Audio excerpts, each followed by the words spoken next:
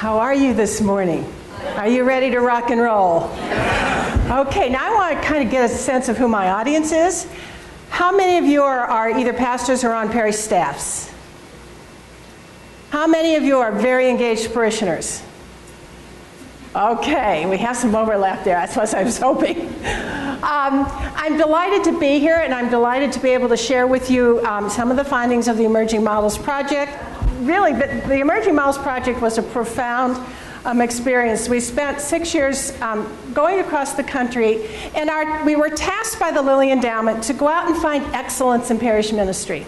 Now, by definition, we didn't interview everybody, and I'm not telling you that what I'm going to tell you is true of every single parish, but we went out and we literally mined what was going on in really good parishes, and we met folks like you all over the country. And so that's what I'm bringing you today. First of all, I'm bringing you the findings.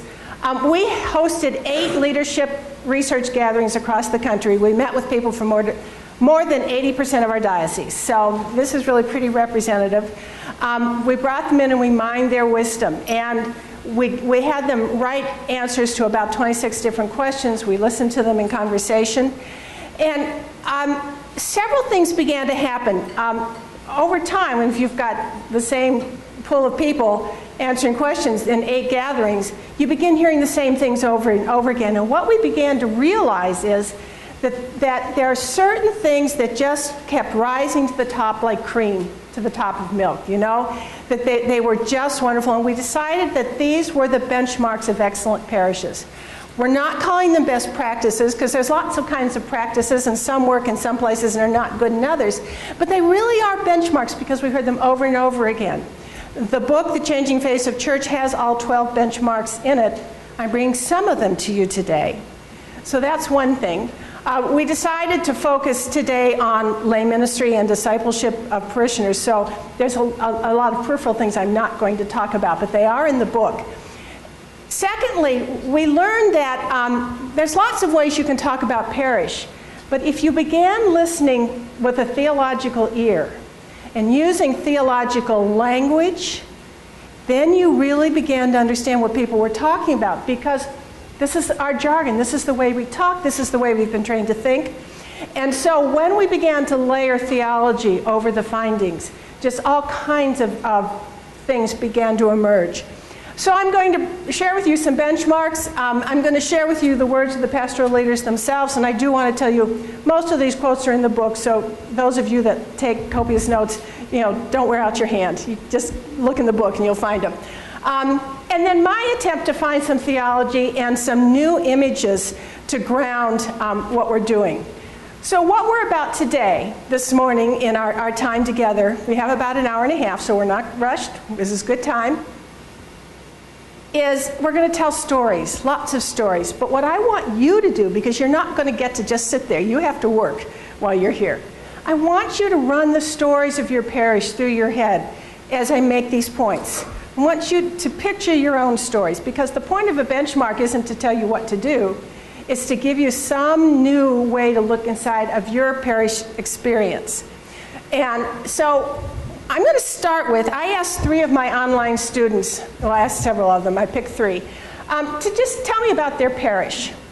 So these are 3 of the responses I got, and they're representative of the new and changing parish story out there, because what we found out is the story is changing. The story that we're telling ourselves about parish and about parishioners and about discipleship and about lay ministry, about pastoring, these are changing. All right, parish number 1 is a large suburban parish with over 28,000 registered members. It has a school of 800 students. Only 7,000 to 8,000 are regularly active in worship attendance. There's a core group of 500 members that attend Mass daily and are intimately involved in the church. There are 2 full-time resident priests and 2 permanent deacons. The head diocesan pastor has been assigned to the parish for the last 3 years and is in his early 60s, and coincidentally was asked to really come in and work with finances in this very large parish. The parochial vicar is a Peruvian priest in his late 30s, barely into a year of his 3-year commitment. And this parish actually has a pretty large staff, I think 15 to 20 full-time staff, not counting the school. The congregation is about 3/4 Caucasian and about 1/5 lower-income Hispanic membership, along with a tight Asian and Filipino contingent, and a less numerous African-American group. There are 2 morning masses 6 days a week and 8 services on Sunday, 3 in Spanish. Weekly collections average $50,000. I thought you'd get a kick out of that.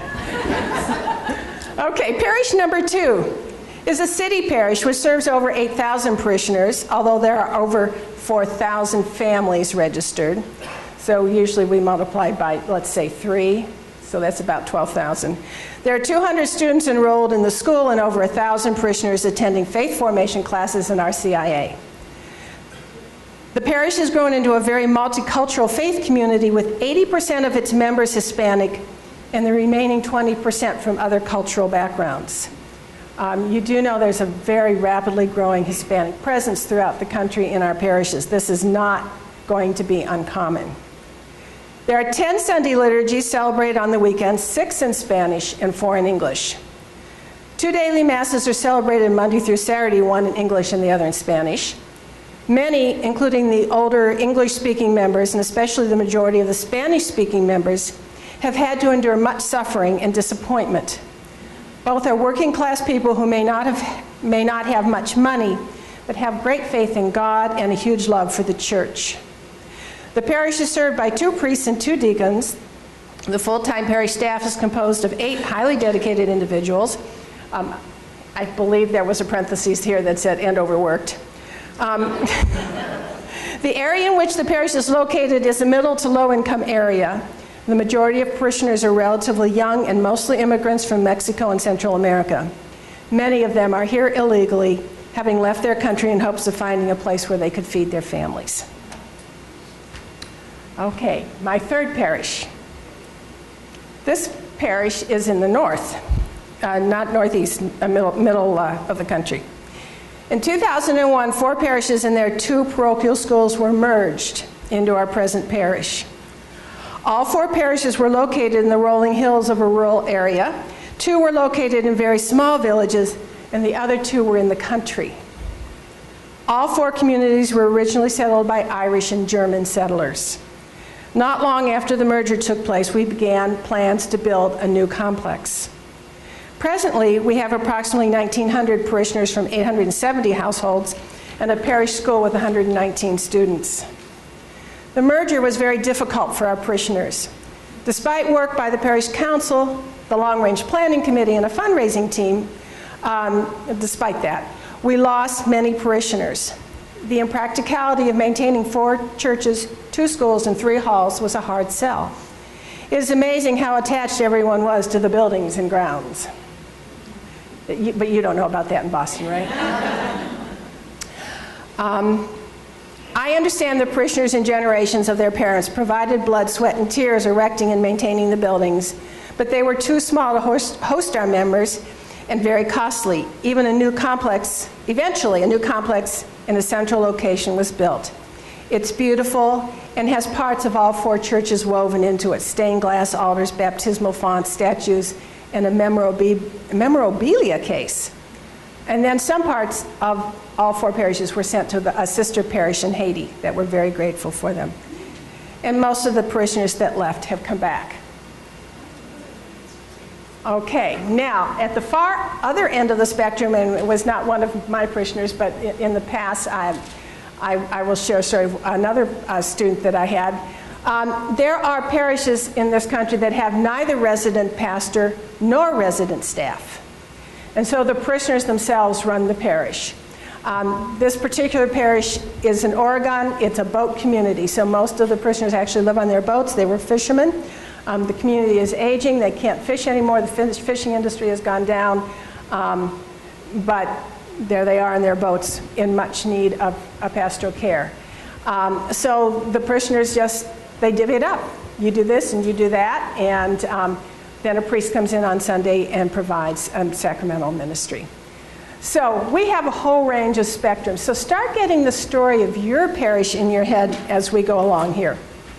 Because you see, the story is changing. Now, let's do a little context here. In the country today, according to the studies, there are 65.2 million Catholics. That increased 1 million over the last year. About 60% are under the age of 50. Did you know we're a young church? Does it look like that in your masses on Sunday? My aunt and uncle went down to Florida in their 80s, struggling desperately to figure out what I did, and they went up, they came back and said, we found the new model of church. And I said, well, what did you find? And they said, well, we sat up in the balcony, we looked down, and there were all gray heads down there. Some truth to that. Currently, half of Catholics under the age of 30 are Hispanic. So we have a growing, virtually every diocese in this country has a rapidly growing Hispanic community. This is true everywhere. There's also a rapidly growing Asian Catholic community in this country, and I think we're going to see a lot of growth in that community in the very near future. Okay, 18,280 parishes according to the Kennedy Directory, the latest ones. That's down 400 in the past year due to closing, merging, and so forth. Roughly 31,000 lay ecclesial ministers, which we're going to talk about this morning. Unfortunately, Kennedy Directory has not figured out that they're supposed to count this group of people who are in essence keeping our parishes going. And somehow, I have all these little things I'm going to take on, and that's probably going to be one of them.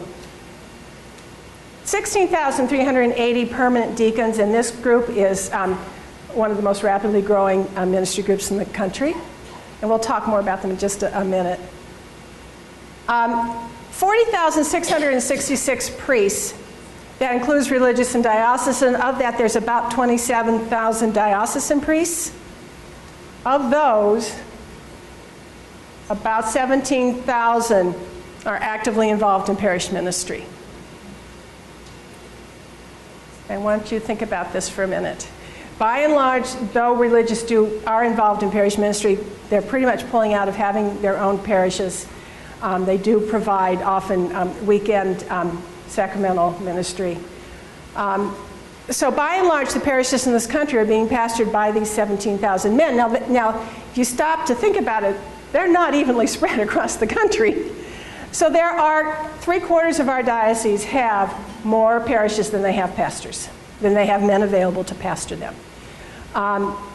The East Coast is most likely to have more priests than parishes, but the density of the Catholic population here still makes the ratio about the same. North Dakota is the diocese struggling the most. In Fargo, I think there's about 80 parishes that they can't provide a pastor for. We do know that nearly half of the parishes in this country share their pastor with at least one other parish or mission. A new thing called multiple parish pastoring. And one more little statistics here to set the table. Half of the men in active parish ministry, actually half of the priests in this country, expect to be retired within the next 8 years. The first waves of retirement, I'm told, are going to really hit us in 2012 and 2013. I know in Dallas, they've got 3 huge parishes coming open this year due to 2 retirements, and then they have a new auxiliary bishop, so that's pulled a pastor. They don't know how they're going to pastor those parishes. Okay, so that's the picture. Now, what we're facing is a massive paradigm shift in this country, in the story that we tell ourselves about parish. I've already given you some of the changes. We cannot anymore think of that. Some of you are old enough to remember the bells of St. Mary's Parish. And so what we're needing to do is find a new story, the new story that we're being led to by Spirit to talk about parish life in this country. And I'm going to put this in context of the words, I think it was interesting that we both pulled on Thomas Merton. If our prayer is the expression of a deep and grace-inspired desire for newness of life, and not the mere blind attachment to what has always been familiar and safe. God will act in us, and through us renew the church by preparing in prayer what we cannot yet imagine or understand. I came away from my time working with this project absolutely more filled with hope than when I began it. But it's going to require us to change the story. Not lose what's important to us, but look at how we're telling the story. My own theology of parish and my ecclesiology changed drastically. And I began to realize that when I went into this project, my understanding of parish was very personnel driven. It was the pastor and the parishioners. And when you talk to somebody about the parish, what do you talk about? The pastor. Does it have a good pastor? Does it have a bad pastor? Does the pastor do this? Does the pastor do that? That's personnel driven. I came out of the project with a very mission driven understanding of parish. And I have to tell you, it's because you all taught it to me. If we start with the personnel, we don't tell the story of parish. Now, I found that I had a very intriguing model of parish as I started this. Well, first I'll tell you, we did find changing parish structures. This is the story I'm going to tell. Creative uses of traditional parish practices. We know how to do this stuff. We didn't unearth anything that if you turn to page 19 in that Changing Facebook, you're going to find the answer. We know how to do this stuff. We've just got to get creative about how we're doing it. And then these evolving models. This is from one pastor. The sky is the limit. The old paradigms are going away, so we must look for new ways. I think and pray often about the Acts of the Apostles. We are building a new church. The old way is passing away. There is a new church coming. So what are the pastors telling us? Okay, now I want you to kind of think what you think the future of your parish is going to be. Parish in general, or your parish in particular. In the document, Co-Workers in the Vineyard of the Lord, the bishops of this country offered us an invitation that's really important. They asked us if we could imagine a future that is faithful to the church's theological and doctrinal tradition and responsive to contemporary pastoral needs and situations, shaped through the workings of the Holy Spirit. This is the challenge that we're being given in this country. I don't doubt everyone's being given to it, but let's narrow our talk today to the United States. This is the challenge that we're being given, to be faithful. And we are faithful. We found this everywhere. But how do we do it in today's church? Now, I want you to get in your mind, if you had to put a picture up here or an image of what parish is, what would you choose? And since I'm in the PowerPoint business here, I had to come up with an idea for that. So that, I realized, was my image of parish.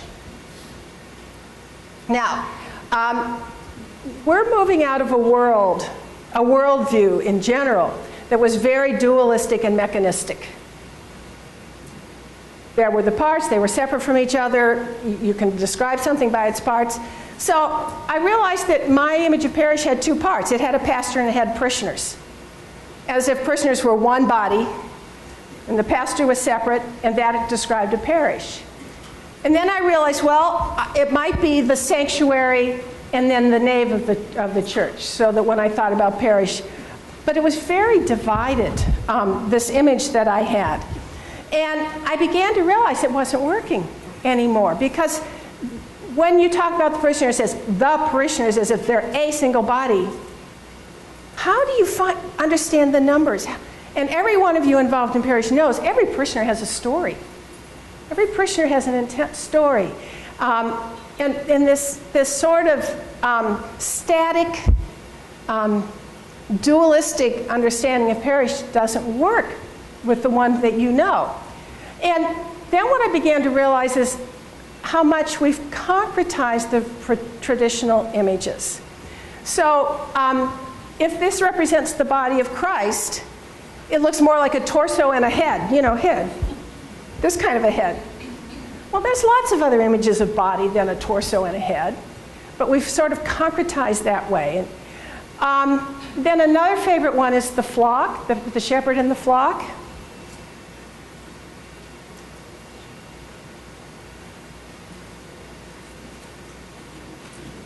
I know it's might be kind of nice to shepherd, but I don't know anybody that really likes being a sheep.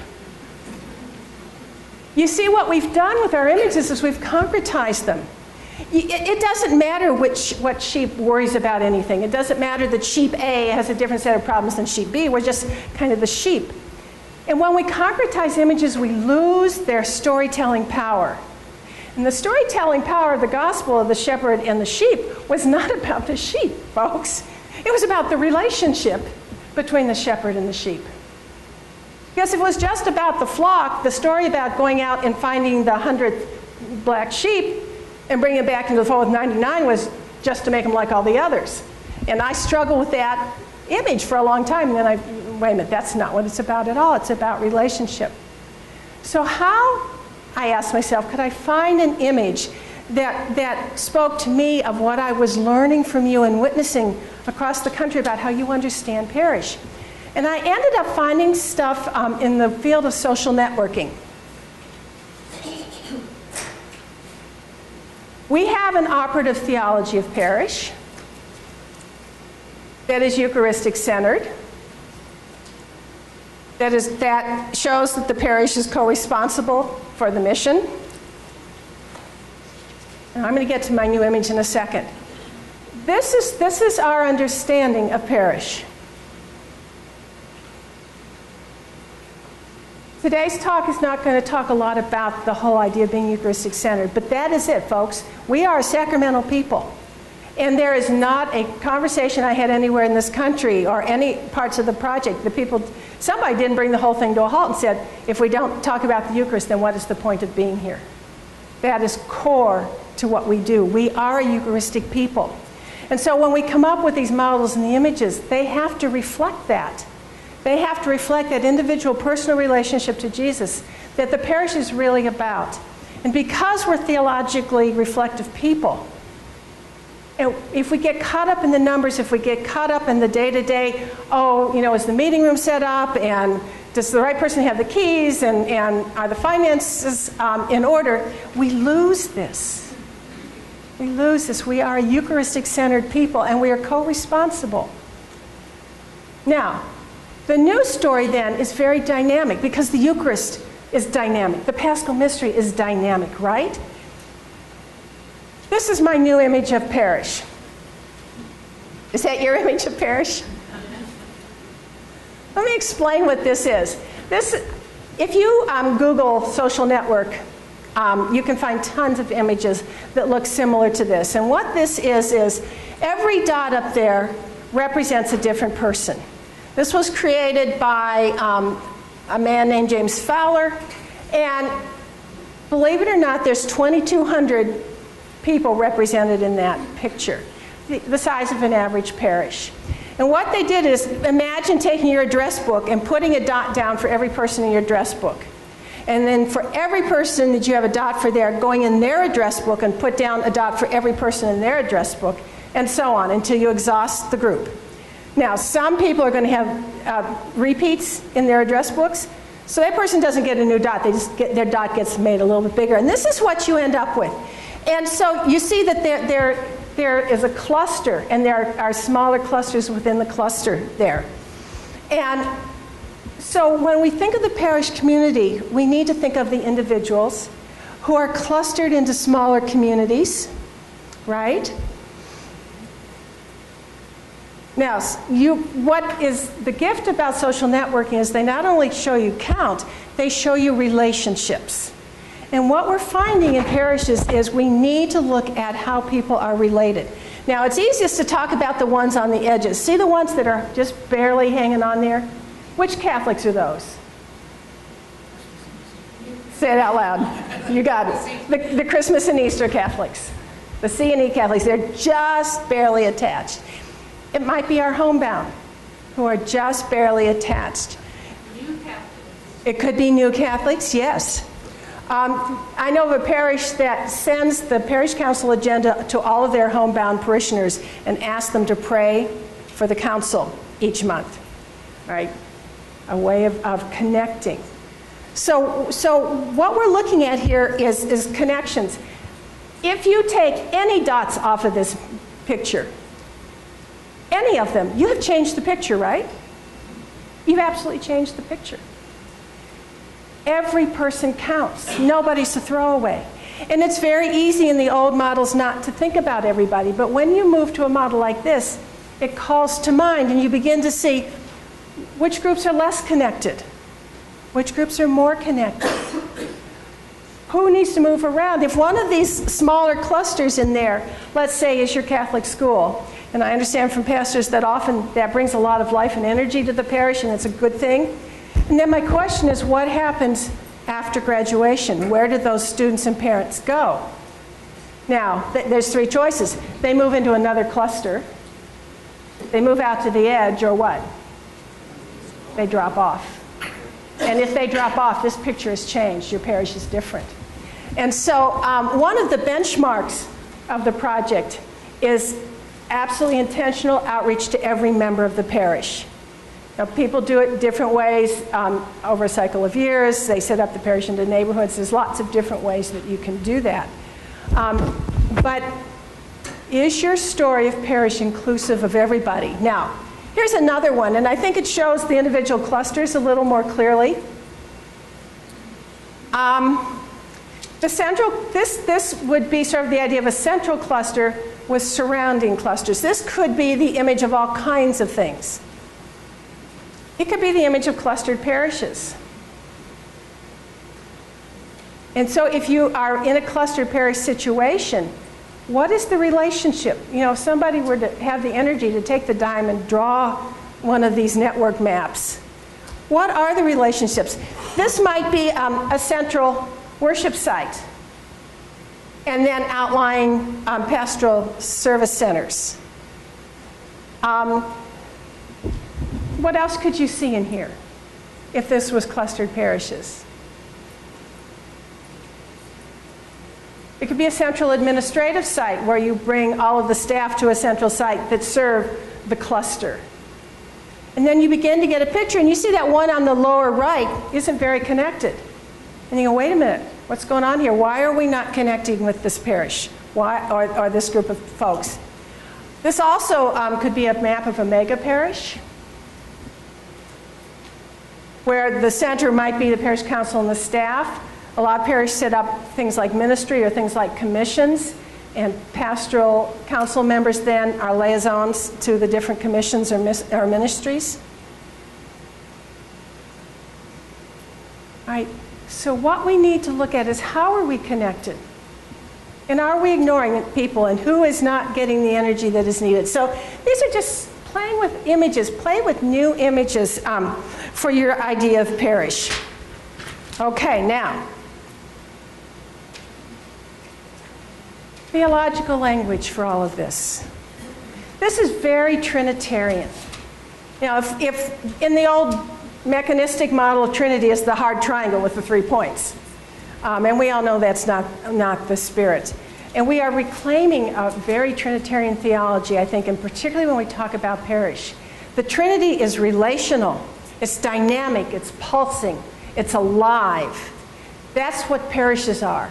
Constantly changing, constantly interacting, constantly interdependent.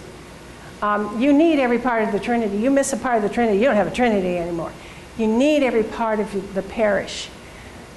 This is people's model of parish. It's the common matrix, it's the Christa Fideli. We are such Christ-faithful people. The community and the whole church has received a mission from Christ, a diversity of active service. Now this is where we're going to move into discipleship. Because in that model, everyone's responsible for their spot in the model, right? According to canon law, the parish itself is the primary agent of pastoral care. That means all of us. All of us. This quote from a parish life coordinator, which in this diocese, I don't know if you have any, they're also called pastoral administrators. They're deacon religious or lay people that are assigned to a parish that does not have a pastor. All right, the parish will be a community of communities which gather together on Sunday mornings to celebrate Eucharist and go forth from the table to build the reign of God's justice and peace in the larger community of the city, state, country, and the world. The parish will understand that it does not exist for itself, but for the mission. Parish equals communion and mission. I think this most adequately summarizes all of the findings of the project. We are no longer talking about parishes as individual, but as we have this regional image of parishes anymore. We're talking about regional communities of communities in which everyone is responsible. That is absolutely centered on the Eucharist. You know, and how does that happen in our parish? How well are Eucharists done? How well does the language that's used reflect the language of the people? And I know this is a big issue that's coming up. Okay. Recognize that gentleman?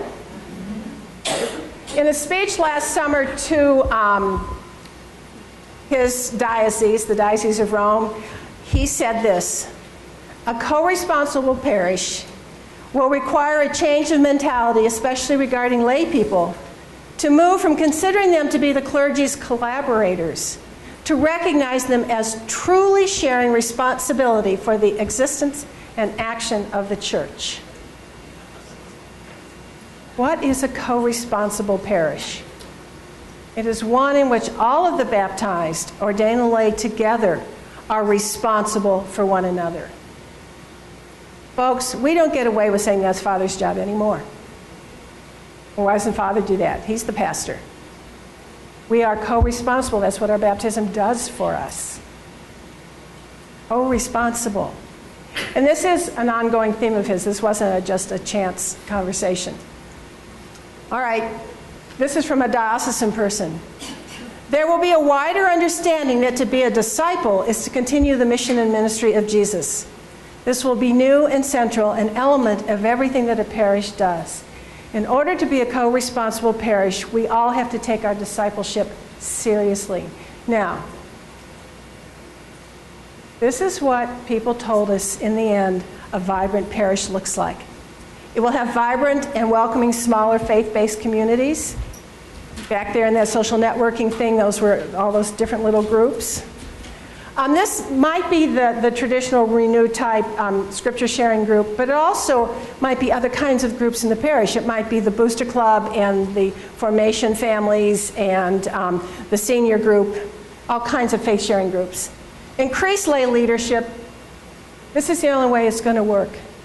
If we want to continue parish life as we know it, we have to have increased lay leadership, and that is both lay ecclesial minister as well as parishioner. Mission-focused and justice-oriented communities, inclusive of diverse peoples and forms of leadership in changing parish structures. The story is changing. Would you use those words to describe your parish? I'm amazed at the justice orientation that we encountered. It's like people in ministry have justice just woven into the very fabric of their beings. It was one of the, for me, pleasing findings of the project. Okay, this is from a pastoral leader. To be a total ministry community, and that's a phrase that we use in the project. It means the same thing as co-responsible. The staff, community, and pastor have to reach out to the community. Our pastor and pastoral assistants are very good at listening to the needs of the parish and, for lack of better words, actually caring. I thought that was interesting. We provide room for parishioners to take leadership roles and become active, but also try to reach those who are more introverted through spiritual endeavors, extra masses or services, faith groups, etc. We are very involved in social justice, reaching out to the poor, sick, imprisoned, and the outcast, and we try to minister to the minorities as best we can, despite the language barriers. But it's equally important to our parish to have fun and develop relationships. I'm pretty sure they haven't missed anything in that statement. But do you see all the parts? Do you see all those separate clusters that are an essential part of the parish? This is a parish that has this concept of being a total ministering community. Not everybody's going to do the social justice. Not everybody's going to run the food pantry, but somebody is. Not everybody's going to sit on the parish council, but somebody is, you see. And so collectively, the parish comes together. So this is one of the benchmarks, one of the 12 benchmarks that we are naming. The emergence of a total ministering community with a growing recognition and appreciation of the common call to discipleship, with different expressions among clergy, lay ecclesial ministers, lay professionals, and parish leaders working together in building the spiritual vitality of parish life. We did not find role confusion out there. There was no role confusion. There was no identity confusion. People understood what their roles were and how they serve the parish and how critically important it is that parishioners are involved in this conversation. And so, how are we redefining ourselves? Let's talk about the parish as a community of disciples. We talk about baptismal call. You know, as I listen to your counterparts out there, that rolls off our tongue like butter. The baptismal call of the faithful, the baptismal call of the faithful. You get people to talk about what it is, what it looks like in practice, and that's a lot harder to do. A whole lot harder to do. But in practice, we're doing it. The community is called and sent, rooted in the Eucharist and co-responsible for the mission. Now, what does that called and sent mean? Well, the call comes from baptism, of course. And then within that parish family, people are catechized, they're taught their faith, and given pastoral care. That is the purpose of a parish, right? That's what we do for the community. But it doesn't stop there. It switches. We become catechizers, and we give one another pastoral care. That's what a disciple does. And so in these parishes, not only are we providing these things, we are empowering, calling forth the gifts of one another to do it for one another. And eventually in the new story, we're going to realize that if I need pastoral care, I might get it from my faith community as well as getting it at the rectory. Because that's who we are as called people. And then the sent part is we're not only sent to each other, we are sent to each other in the parish, we are sent out into the world. Now this is where I actually agree with the bishops when they say the call of the lady is into the world. We need to take the good news out there. That's our job. And how do we do it? How do I do it in my job as a laborer? How do I do it in my job as a nurse? How do I do it in my job as a lawyer? How do I live out my faith there? And has my parish taught me how to do that? Does my parish support me in do that? One of the things that we found is we're a little bit navel-gazing. We're so caught up in what's happening on the campus, and I don't mean college campus, but the parish campus. And we don't spend a lot of time looking at what happens when we go out. One of my favorite stories is a man who worked for the city. He was a ditch digger, he was a laborer, hard labor. But at lunch, instead of sitting with his coworkers, he would bring his Bible. This was an older African-American gentleman, and he would go and sit off a ways and eat his lunch and read his Bible. And then as he explained to us, no, there were days when one or another of them would just come and sit with him and say, let me tell you what's going on in my life. And he would listen, and they would share faith, and he might read scripture to them. He didn't go out there and do the hard-hitting sell. He witnessed his faith day after day after day, and people found him. Where did he learn how to do that? Probably from his mama and from his church community. Right? When we do our time and talent stewardship things, how many of them include caring for an aged parent at home? How many of them include I'm really good at not cheating my customers, or not buying cheaper parts when I do a repair job, or on and on and on, right? That's what discipleship means. How do we live out our faith? It's the parish where we learn that, but it's also the parish where we learn how to do that. So that's the called and sent that we're working with here. And that's why we're co-responsible for the mission. And I think we get caught up so much in the stuff of parish that sometimes we forget about being rooted in the Eucharist. The bar for us is the Apostolic Church, right? Okay, now, thought you would be interested in parishes that rate themselves in the top 10% for pastoral excellence. This was a survey that was done by the National Pastoral Life Center for the project. And this was answered by pastors. Went out to over 1,000 pastors. Those pastors that rated themselves very highly as far as pastoral excellence all told us this stuff. There are more activities in ministry programs than in other parishes. They are more apt to plan and have mission statements, and they are growing and positive about their future. This showed up with enough regularity to be statistically verifiable. And I can't prove this statistically, but it was my observation that those people that we met that did strategic planning in their parishes and were working out of a strategic plan were happier, more relaxed, and less anxious than the people that didn't. Now, not being a planner by nature, this wasn't news to me, but they were.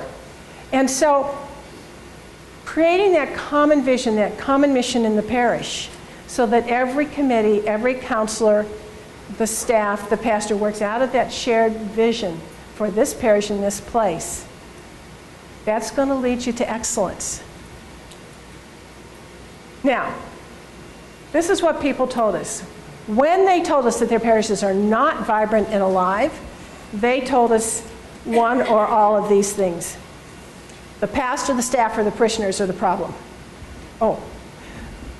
But if you have a dysfunctional pastor, if you have a dysfunctional staff member, or their relationship isn't working, you just do your own thing, go off and be in your own silo, don't bother me if you get your work done, I'm really happy. That's not a good relationship. Or if the parishioners are just refusing, and we all know communities where this might happen, we have to take care of ourselves. If we are in this ministry, we have to take care of ourselves. Our personal, spiritual, emotional, psychological health impacts the spirituality of the parish. Say that really loudly. Every person in here has to do this. And you don't have to just do it for you. It matters in the parish. And in those parishes where the staff is not getting along with each other, or there's stuff going on inside, it doesn't stay inside. Believe me, it doesn't. Parish trauma is a slightly different category, and this could be all kinds of things. The parish has just found that it's going to merge, it's going to cluster, it's lost a beloved pastor, a child in the school has died in an accident. There could be all kinds of things. It's a trauma that impacts the entire community. Folks, you've got to deal with it. You can't move on without dealing with it. And to be in ministry in the parishes in this country today, you have to be able to know how to move a community through grief. All across the board, we've got to be able to deal with this. We are a church in grief in this country in many ways, because the old story is going away, the new story is in its place. And any kind of change involves some kind of grief, whether you welcome the change or not. So if you think about your communities and how do you work with them and move them through that. Lily wanted us to only look at pastors. And certainly you need a healthy, excellent pastor for a good community. But we said that's not true to the Catholic experience. And so what we did was we stepped back and said we're going to look at the parish as a system. Now go back to the system networking thing. We're going to look at the parish as a whole system. We are co-responsible if that's the truth. And so how do we look at the parish as a whole with all the baptized assuming responsibility for the community of disciples and so on? All right, so what happened when we laid this model on? We saw things differently. In parish leadership, this is what people are looking at: collaborative, team-oriented leadership. Leading and sharing ministry in clustered parishes and small faith communities. Increased dependency on the leadership of lay ecclesial ministers, deacons, and parishioners. And recognition that all ministry is rooted in discipleship. Now, what I want to say about leadership is, I'm not necessarily talking about the leader. Certainly the leader has to provide leadership. But we're using a more contemporary understanding of leadership, and this is basically the capacity or ability to move a community through change towards its mission or vision. And if you think about it, what do we talk about a community? It's about conversion, right? This is about conversion. Now, there are appointed leaders, and you know who they are, and there are unauthorized leaders in your parish, and I'll bet every one of you could tell me, who is the unauthorized leader in your parish? The secretary, the biggest donor, you know who that person is. Now, here's my favorite story. I asked a group to share stories, and a music minister from the parish stood up and said, it's a 7th grader, a 7th grade boy in our parish, and everybody's like, and he said, no. He had, as music minister, he had an 8th grade choir. And he said, this 7th grade boy wanted in that choir so bad, and I kept saying, you can't be in it, it's an 8th grade choir. You're a 7th grader, wait, next year. Well, the kid didn't give up. The kid wanted to be in that choir so bad. He fussed at his parents, he fussed at the music minister, he started fussing at the pastor. The pastor said, do something, what are we going to do? So the choir director got very creative, as he explained it to us, and he renamed the choir. It was now the choir for 8th graders and those who are aspiring to the 8th grade. He accepted the young man into the choir. The young man was so excited and so enthused. He not only energized the choir, but you know what 8th graders do in the presence of a 7th grader? They're not going to be bettered. So they got better, their practices got better. It showed at the 7 a.m. Sunday Mass whenever they had them singing. When only the parents came, you know, only the parents who were the only ones that want to listen to the 8th grade choir. But the 8th grade, the parents were going, you should hear these kids. And more people came.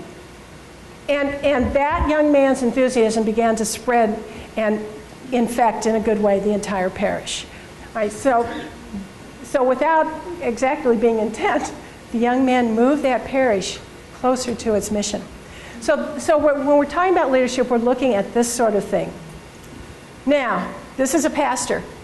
At present, I am attempting to identify and establish a strong pastoral leadership team, as well as cultivate leaders in parish ministry from our membership.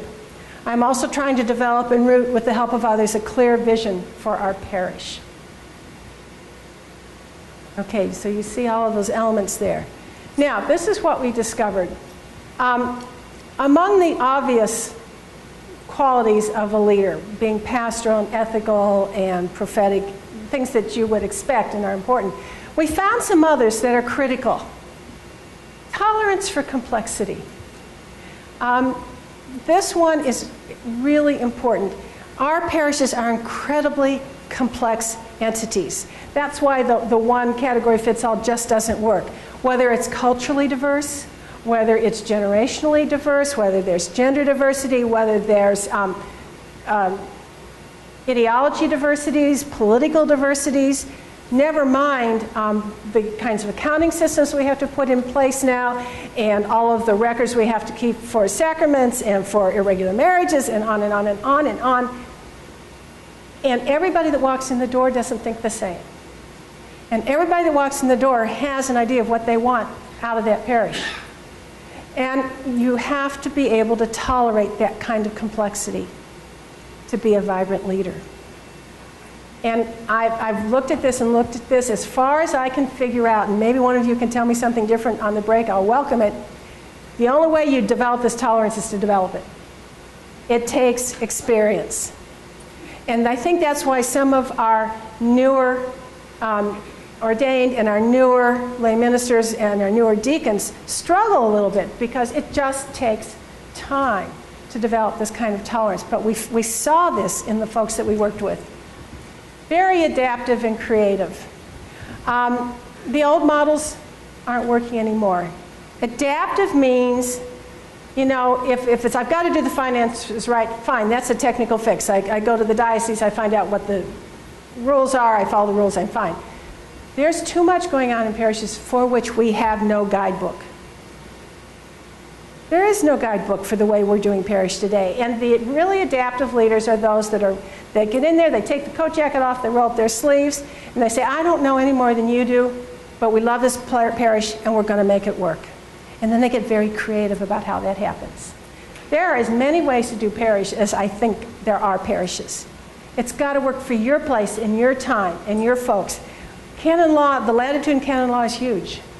It's absolutely huge. It's vast. And so we met leaders that are adaptive and creative. These are hallmarks, I think, of good leaders. And they have pastoral imagination. Now, I think this is really intriguing. Here's one way to think about what pastoral imagination is. They look at what others are looking at, but see what no one else has yet seen. They look at what others are looking at, but see what no one else has yet seen. It's imagination. An artist can look at a blank canvas and see something incredibly beautiful. A sculptor can look at a block of marble and see something incredibly beautiful.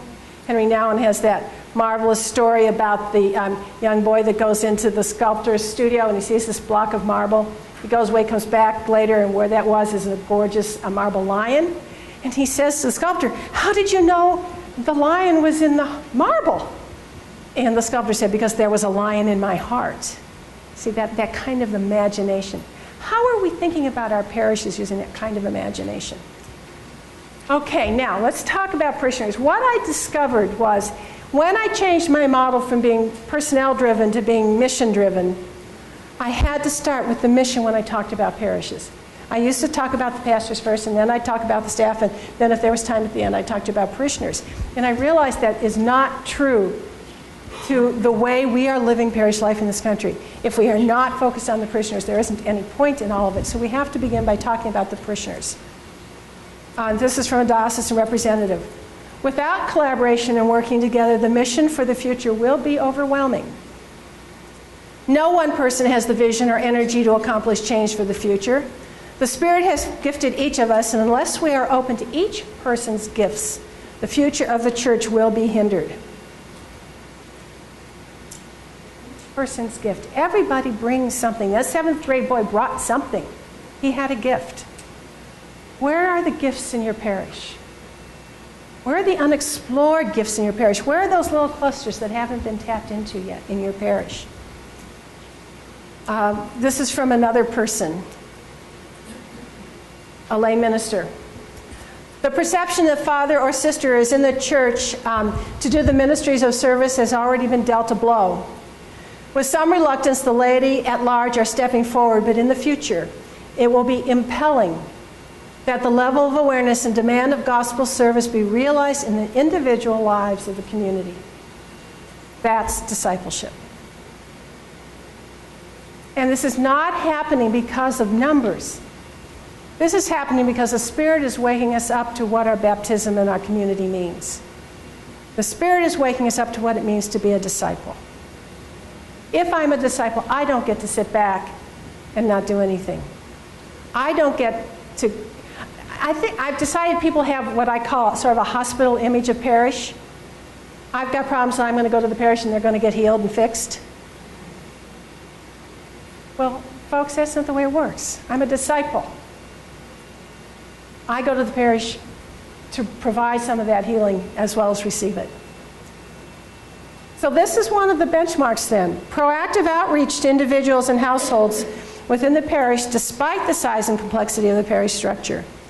Inviting each and every household and parishioner into the life of the parish and its future formation.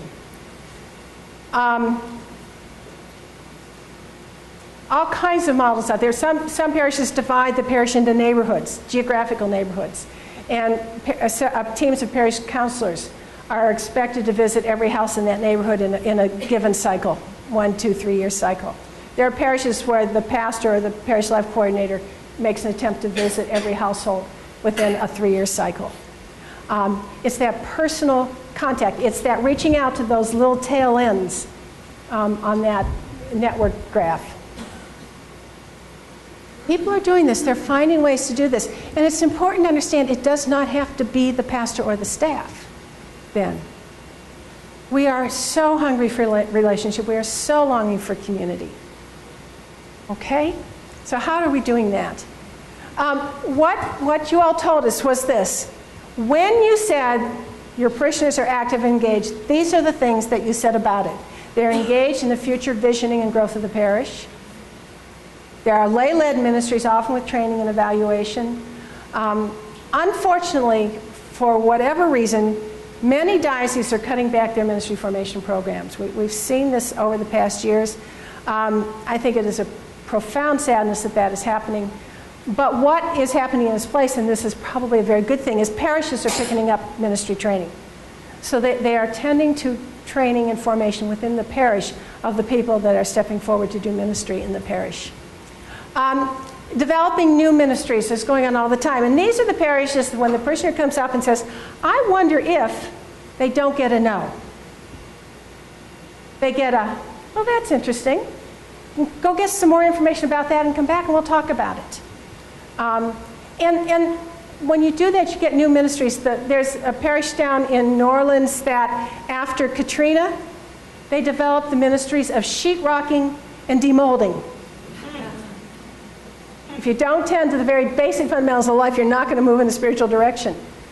But who would have thought of that as a ministry? And yet, it's about developing the community, caring for one another, on and on.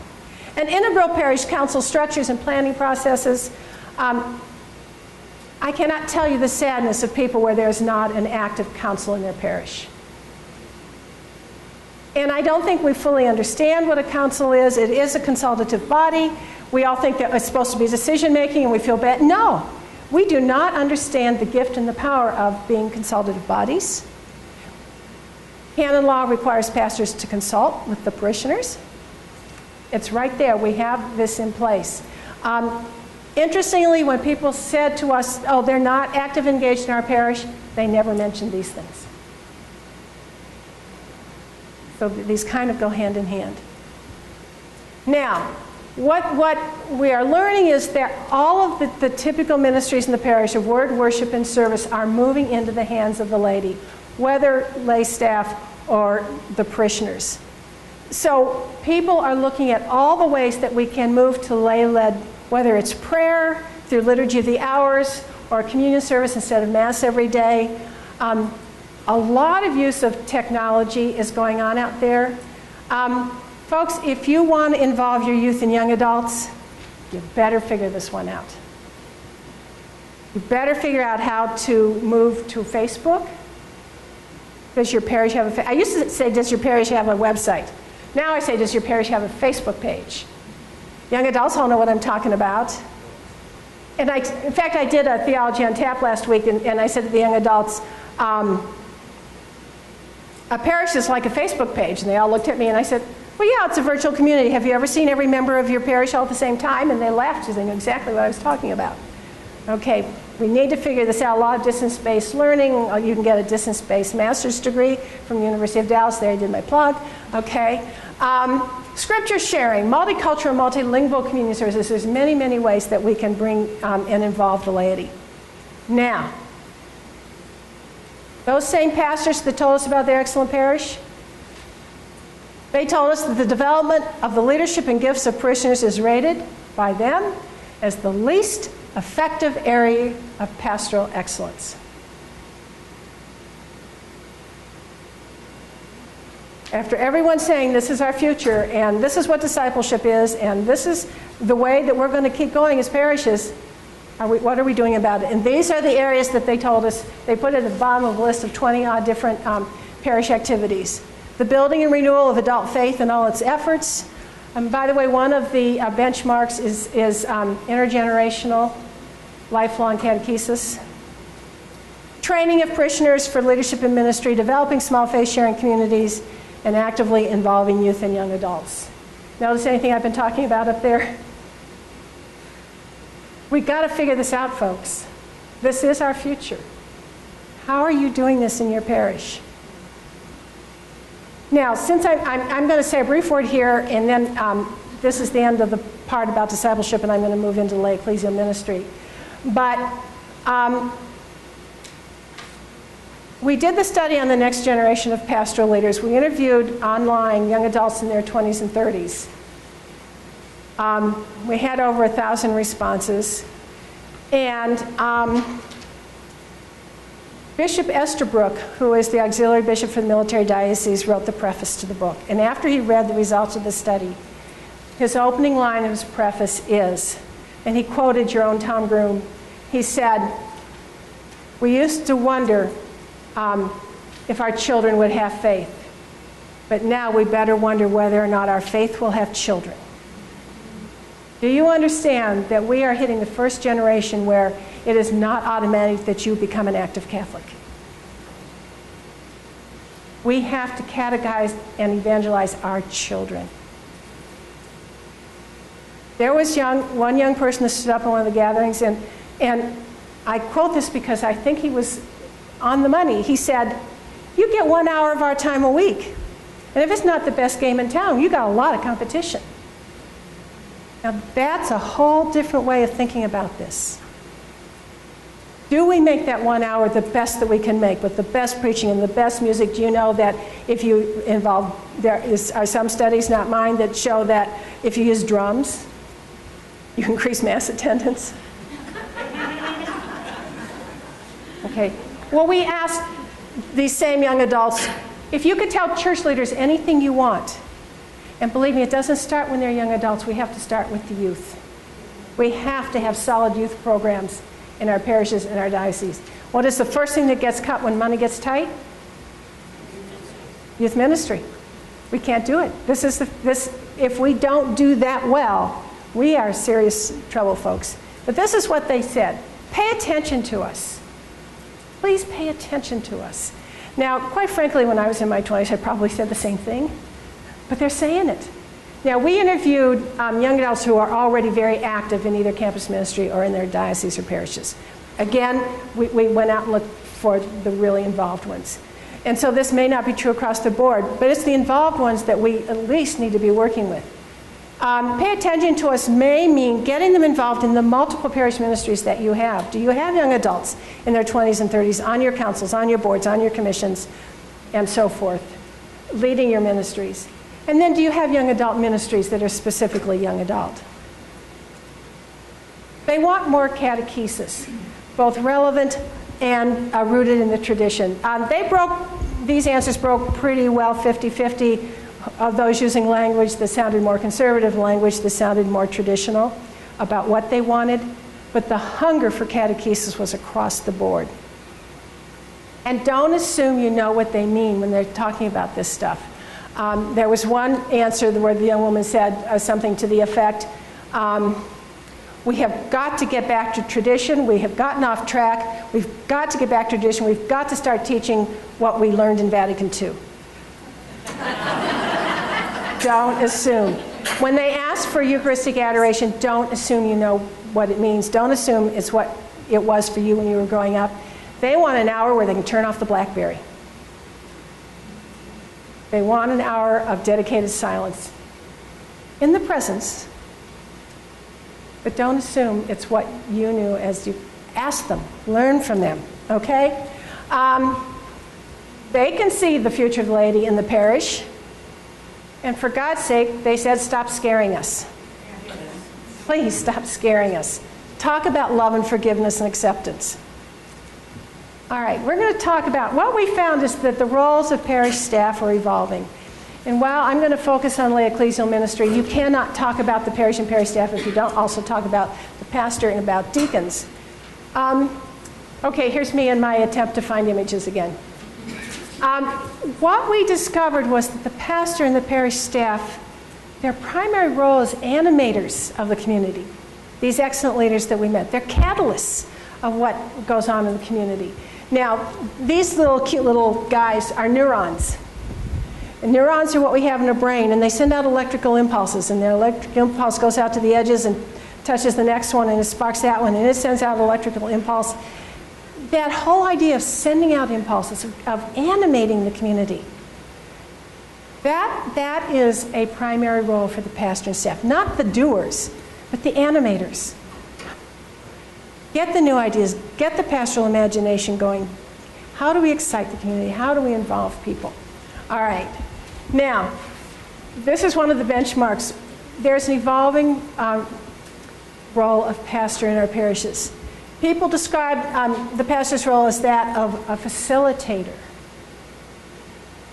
Isn't that interesting? Overseeing the life and vision of the parish, calling forth gifts, and moving communities through change. Another word, a theological, scriptural word, is overseer in the scriptural sense of the life of the parish. Now, what we discovered was we listened. Sometimes we grouped people by parish role. So the pastors would be sitting together and chewing on a question, and the DREs would be together, and pastoral associates.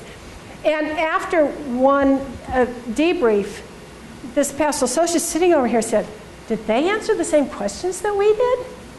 The answer was yes, because pastors bring the gift of presidency. Now, I'm not saying other people don't have the gift. Don't hear me using either or language here. But these excellent pastors, they had a gift of presidency, the ability to preside not only over the sacramental life, but over the life of the community. And when pastors talked about the community, you heard them talking about the community as a whole. There was one that was talking, he had a new parish he was moving into. And just 1, 2, 3, 4, 5, this is what I'm going to do. This is what I'm going to do first. This is what I'm going to do second. This is what the community is going to need here. I'm going to find out about that there. And he was connected to the life of the community as a whole and saw where it needed to move and what it needed to do to get there. Knew what steps this particular community was going to have to open up to a large rural Hispanic population. And he knew exactly how he was going to, first we're going to have a town meeting, then we're going to have a lunch, and he had all these ideas of how that was going to happen. That's the gift of presidency. And you need that to oversee the life of the community, right? Now, deacons, deacons are members of parish staff, and I'm not going to talk a lot about deacons because, again, our focus isn't here. However, there's a very large and growing number of deacons in this country. I'm not sure, I still haven't got a really good answer of why the bishops have gotten so excited and are doing these diaconate programs all over the country. I did figure one out.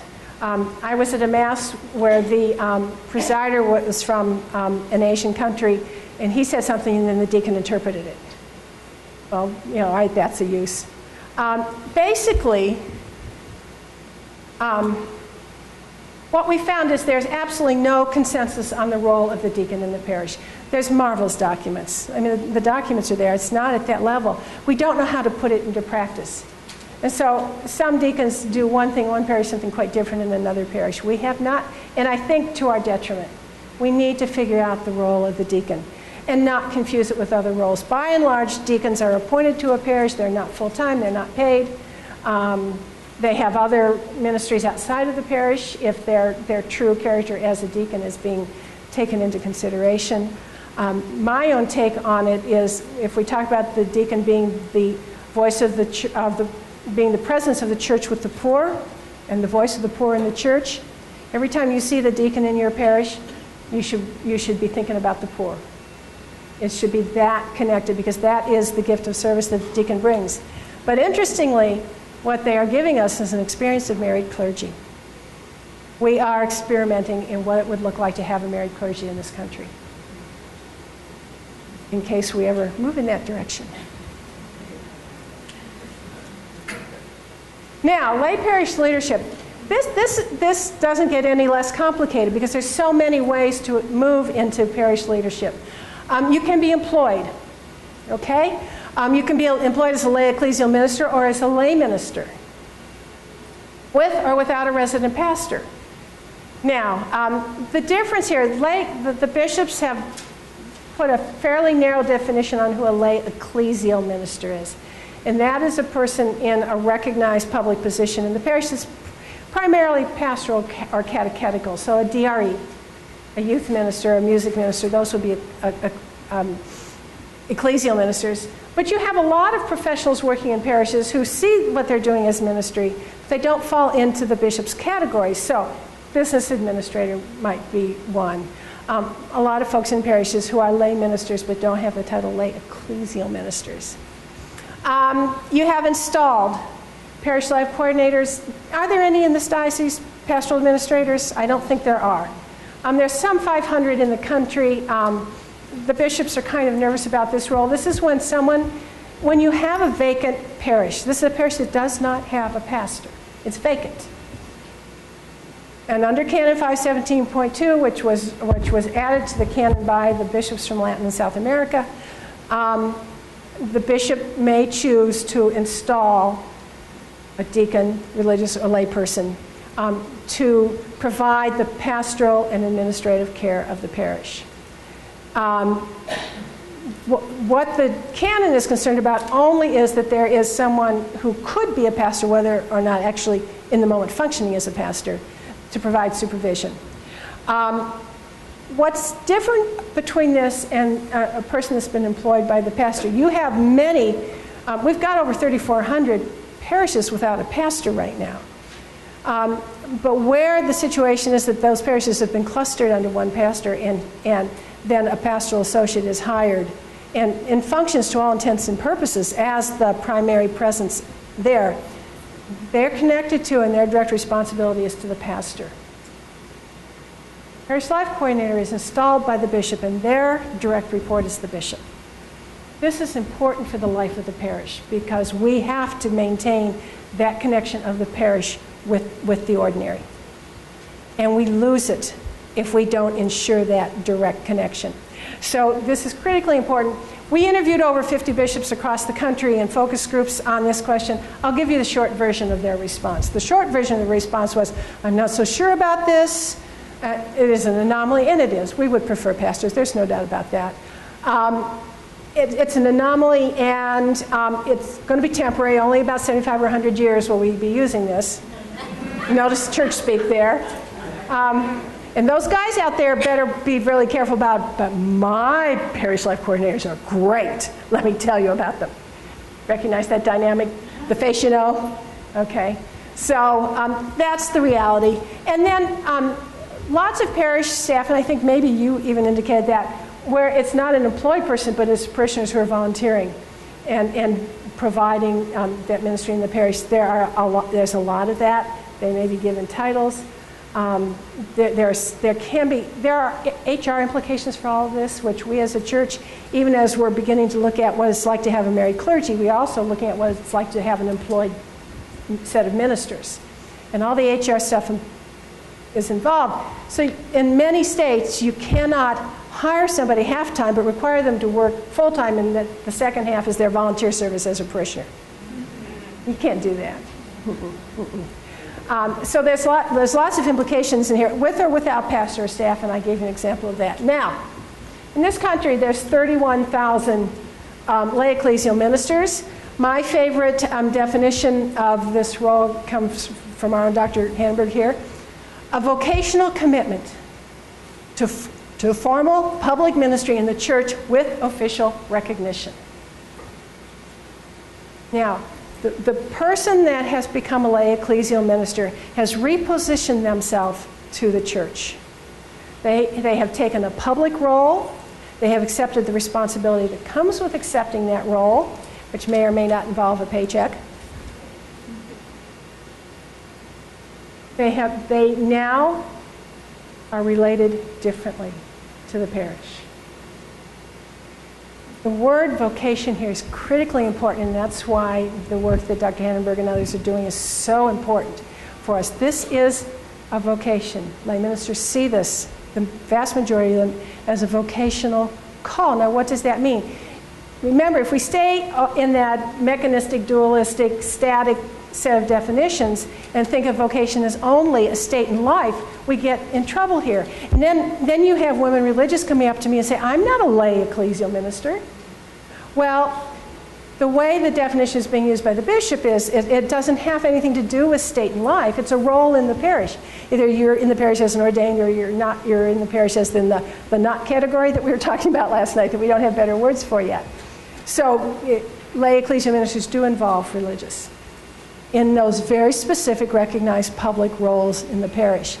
Now, it's really important to see the importance of vocation here as part of the call to lay ministry. There was a parish where the pastor recently sent out a memo to all of the parishioners, to all the staff, and said, you need to understand my pastoral vision. The pastor and the religious have committed their lives to the church. The rest of you are only temporary. You're employed. Did not go down well. I don't think the DRE's there anymore. We are looking at lay ecclesial ministers who are moving into retirement who have never, ever had another employer except the church. Their entire professional lives have been in service to the church. So the old saw doesn't work anymore, and that's why we've got to move away from state and life definitions of vocation. People see this as a call, and it's an ecclesial call. So I actually do believe that there's a vocation to medicine or a vocation to the law or other things. The lay ecclesial ministers have an ecclesial call. They have ecclesial to service within the structure of the church. They bring the gift of collaboration. Now, that's not to say they don't bring other gifts, but we didn't need to deal with collaboration so much before. And I'm using collaboration here in the sense of calling forth the gifts of everyone in service of a shared vision and mission. Collaboration here does not mean we all work together and we all get to do everybody else's work, and I get to tell you how to do yours and you get to tell. That's not the kind of collaboration I'm talking about. And certainly one of probably the most significant question we were asked out there is, how do men and women work together? How do we collaborate? How do lay and ordained collaborate? How do ordained supervise professional, educated staff that are years older than them?